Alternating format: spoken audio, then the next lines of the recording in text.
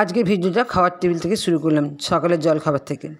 তো বন্ধুরা, আজকে সকালের জল খাবার বলতে আমাদের পোলাও, ঠিক আছে।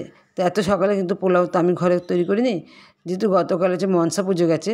তো সেই মনসা পুজোর প্রসাদ ছিল আমাদের, তো সেটাই হচ্ছে আমরা খাচ্ছি। তো এই ফাঁকে সবাই গুড মর্নিং, বড়দের প্রণাম, ছোটোদের ভালোবাসা নিলাম। তো বন্ধুরা, তোমরা কেমন আছো? আশা করি ভালো আছো। আমি খুব ভালো আছি। আর অবশ্যই তোমরা কেউ স্কিপ করে ভিডিও দেখো না, ফুল ওয়াচ করো। প্রথমে বলে রাখি, কেন তোমাদের জন্যই ভিডিও করি, আর তোমরা যেমন আনন্দ পাও ভিডিও দেখে, আমরা আনন্দ পাই ভিডিও করে। তো আমাদের এই মধ্যবিত্ত পরিবারের যে কাজকর্ম বা আমাদের জীবনযাত্রায় যেভাবে চালাই, বা একটু কথাবার্তা গল্প বন্ধুকে শেয়ার করি তোমার সঙ্গে।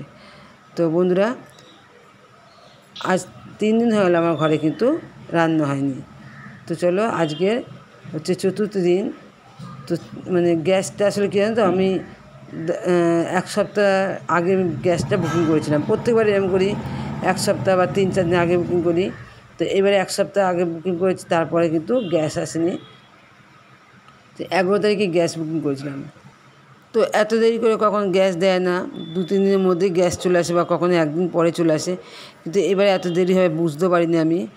তো যাই হোক, দেখো আমি এখন হচ্ছে এই গ্যাসটা লাগিয়ে নিচ্ছি। আসলে এই গ্যাসটা করতে বলে আমার যে পাশে যে থাকে সেই সম্পাদি, যেগুলো 3 দিন ধরে আমাদের ঘরে রান্না হয়নি দিকে, উনি বললেন যে আমার ঘরে নতুন একটা গ্যাস আছে, তোমরা সেটা নাও, আর তোমার গ্যাসটা এলে আমাদের দিও। তো বন্ধু, সত্যি কথা কী বলতো, হয়তো নিতাম না, ভাবতাম যে আরও একদিন যদি আর কি, যে গ্যাসটা দেরি হয় তো অসুবিধা হবে সেই ভেবে। তো উনি বললেন যে না, আমাদের সবাই গ্যাস লাগিয়েছে, অসুবিধা নেই, 15 দিন পর যদি গ্যাস আসে তা তো কোনো আমাদের অসুবিধা নেই, তুমি গ্যাসটা লাগিয়ে রান্না করো। তো যাই হোক, আর ঘরে ছোটো বাচ্চা থাকলে যা হয়, বা বয়স্ক মানুষ, 3 দিন ধরে রান্না হয়। হ্যাঁ, 3 দিন ধরে আমরা মুড়ি খেয়েছি, বা এই যে আমরা সৎসঙ্গে গেছি, প্রসাদ সেখানে যে খিচুড়ি প্রসাদ দিয়েছে কোথাও, বা এই যে মনসা পুজো, তারপর হচ্ছে 15ই আগস্ট গেল, এইভাবে করে করে না আমাদের চলে গেছে ঠাকুরের আশীর্বাদে। তো ঘরে রান্না তো হয় না, তা চিন্টু মনটা খারাপ হচ্ছিলো। তো চলো, গ্যাসটা লাগিয়ে নিলাম, আর এখন দেখো রান্না করতে চলে এলাম।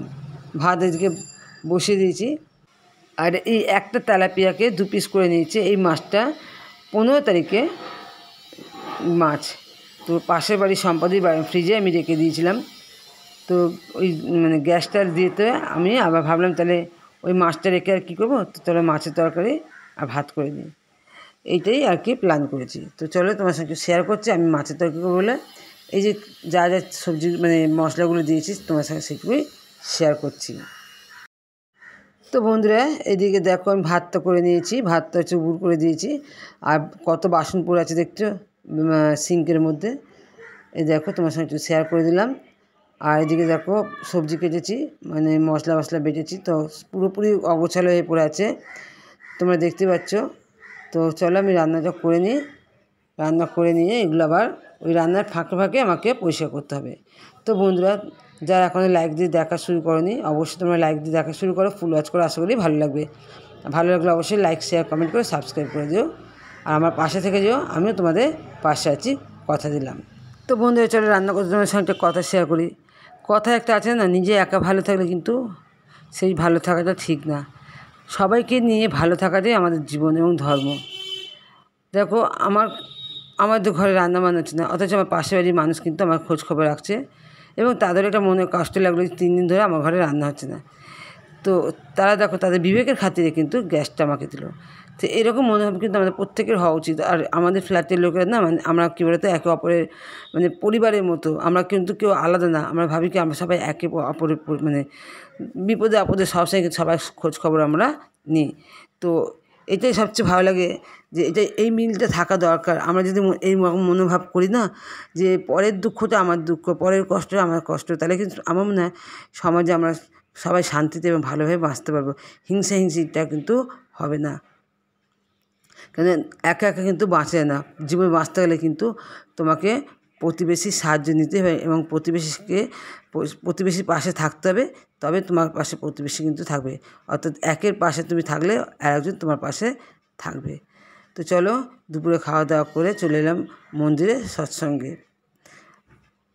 তো সুন্দর সুন্দর তো গান হয় বন্ধুরা, কিন্তু কী করবো বলো তো, কপিরাইট পড়া ভয় দিতে পারি না। তো ইনুমকে বলছি, খুব সুন্দর গান। আর তো দেখতেই পাচ্ছ সব এসছে, তবু আজকের দিনটা একটু কম এসছে অন্যান্য বারের থেকে। আসলে মানে এতে ভাদ্র পরিক্রমা শুরু হচ্ছে, এখন অনেক জায়গায় কিন্তু এই সৎসঙ্গ হচ্ছে, তাই মানুষ তো এদিক ওদিক করে যাচ্ছে। তো চলো আমি মন্দিরে চললাম চিন্টুকে নিয়ে, আর এক জায়গা হচ্ছে সেখানটায় গেলাম না। তো বন্ধুরা, মন্দির থেকে আসার পথে ভাবলাম রাখি কিনবো, তো চলো একটা দোকানে গেলাম আর রাখি নিলাম। কমের দামে রাখিগুলো নিলাম বন্ধুরা, সত্যি কথা বলতে দামি, আমার কাছে বেশি পয়সা ছিল না। তাও দেখো 3টে রাখি কিনতে গেছি 21 টাকা দাম, তো দেখলাম আমার কাছে 14 টাকা মানে 15 টাকা। তো যাই হোক 2টো রাখি দিলাম, আর নিলাম না, পরের দিন সকালে একটা রাখি কিনে নেবো।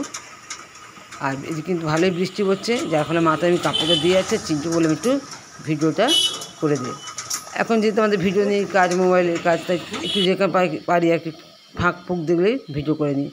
তো চলে দেখো চিন্টু মাথায় প্লাস্টিক দিয়েছে, ছাতাটা আনিনি, ওকে কতবার বললাম ছাতা আন, তো সে সময় বৃষ্টি পড়ছে না, তো আনিনি। আমি বেরিয়ে গেছি রাস্তা, আমার মানে ইচ্ছে হলো না পড়ে যাওয়ার, আর আমি মাথায় কাপড়টা দিয়ে যাচ্ছি। তো চলো বন্ধুরা, ভিডিও আমি এখানে শেষ করছি।